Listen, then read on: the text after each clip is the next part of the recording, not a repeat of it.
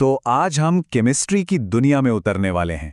एक ऐसी ताकत जो हमारी दुनिया को चुपचाप हमारे पीछे से डिजाइन कर रही है, दवाइयों से लेकर हमारे कपड़ों तक। सच में ये हर जगह है। चलिए शुरू करते हैं।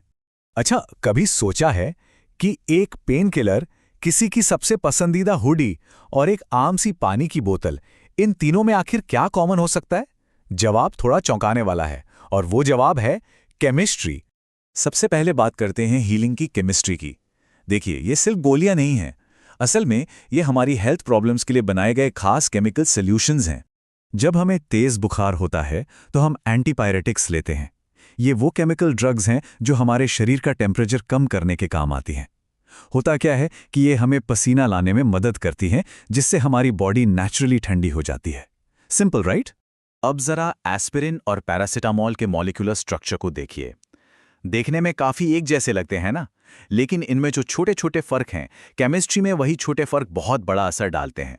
बस इसी वजह से कोई दवा दर्द पर ज्यादा काम करती है तो कोई बुखार पर। और हाँ, जब दर्द की बात हो तो एनाल्जेसिक्स सीन में आते हैं। ये वो केमिकल सब्सटेंस हैं जिन्हें हम अपनी आम भाषा में पेन किलर्स कहते हैं। इनका काम है हमें बिना बेहोश किए दर्द से राहत दिलाना। और कुछ केमिकल्स तो आप कह सकते हैं मल्टीटास्कर होते हैं। जैसे कि अपनी एस्पिरिन, ये डबल ड्यूटी करती है। मतलब ये एक एंटीपायरेटिक भी है तो बुखार भी कम करेगी, और एक एनाल्जेसिक भी है, यानी दर्द से भी छुटकारा दिलाएगी। चलिए अब सेहत से आगे बढ़ते हैं और एक और बड़ी चुनौती की बात करते हैं, खाना। आइए देखते हैं कि कैसे केमिस्ट्री मॉडर्न खेती में एक बहुत ही जरूरी रोल प्ले कर रही है। तो यहां सबसे पहले आते हैं पेस्टिसाइड्स। ये वो केमिकल्स हैं जो फसलों को कीड़े मकोड़ों से बचाते हैं। मजेदार बात यह है कि इसका नाम लैटिन से आया है, जहां साइड का मतलब होता है किलर, तो पेस्टिसाइड का मतलब हुआ पेस्ट किलर। यहां हम देख सकते हैं कि कीड़ों के लिए इंसेक्टिसाइड्स हैं, जैसे डीडीटी। जो फालतू के पौधे उग जाते हैं उनके लिए हर्बिसाइड्स हैं, और फंगस के लिए फंगीसाइड्स। मतलब केमिस्ट्री हमें हर तरह के खतरे के लिए एक टारगेटेड सोल्यूशन देती है।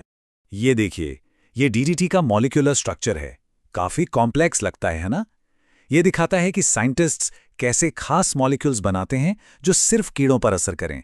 हाँ, ये भी याद रखना जरूरी है कि डीडीटी जैसे कुछ केमिकल्स पर्यावरण के लिए ठीक नहीं हैं, इसलिए अब इनका इस्तेमाल बहुत सोच समझ कर किया जाता है।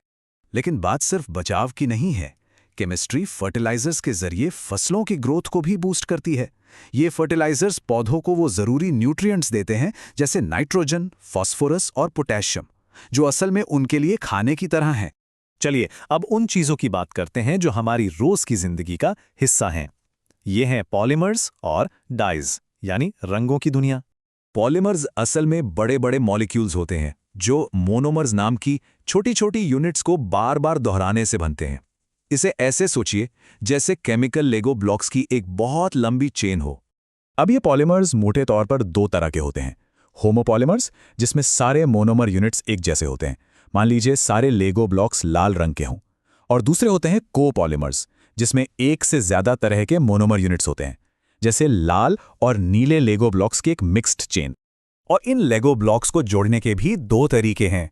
एडिशन पॉलीमर्स में मोनोमर्स बस एक दूसरे से जुड़ते चले जाते हैं बिना कुछ खोए, जबकि कंडेंसेशन पॉलीमर्स में जब दो मोनोमर्स जुड़ते हैं तो पानी जैसा एक छोटा सा मॉलिक्यूल बाहर निकल जाता है। अच्छा, अब बात करते हैं रंगों की। डाइज सिर्फ रंगीन कंपाउंड्स नहीं हैं, ये ऐसे खास केमिकल्स हैं जिन्हें किसी सतह पर चिपकने के लिए ही डिजाइन किया जाता है, फिर चाहे वो कपड़ा हो या कोई खाने की चीज। और ये बहुत अच्छे से दिखाता है कि ये काम कैसे करता है।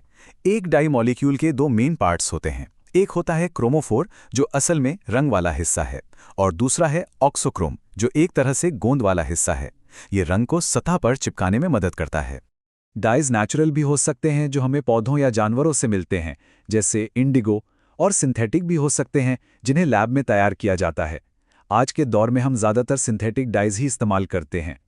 तो हमने देखा कि केमिस्ट्री हमारी जिंदगी में कितनी गहराई से जुड़ी हुई है, लेकिन इसका भविष्य कैसा है और इसके साथ क्या चुनौतियां हैं? देखिए, जहां केमिस्ट्री ने हमें इतना कुछ दिया है, वहीं इसके कुछ चैलेंज भी हैं, जैसे फर्टिलाइजर्स का पानी में बहकर उसे खराब करना, कुछ पेस्टिसाइड्स का खतरनाक होना और प्लास्टिक जैसे मटेरियल्स को ठिकाने लगाने की मुश्किल। तो इन पावरफुल टूल्स को जिम्मेदारी से इस्तेमाल करना बहुत जरूरी है। तो कुल मिला के, चाहे वो जिंदगियां बचाना हो, पूरी दुनिया का पेट भरना हो या फिर हमारे शहरों को बनाना हो, केमिस्ट्री ही हमारी इस मॉडर्न दुनिया की अनदेखी आर्किटेक्ट है। केमिस्ट्री ने हमें आज की ये दुनिया दी है। अब सवाल ये है कि हम इससे अगली कौन सी दुनिया बनाने के लिए कहेंगे। सोचने वाली बात है ना?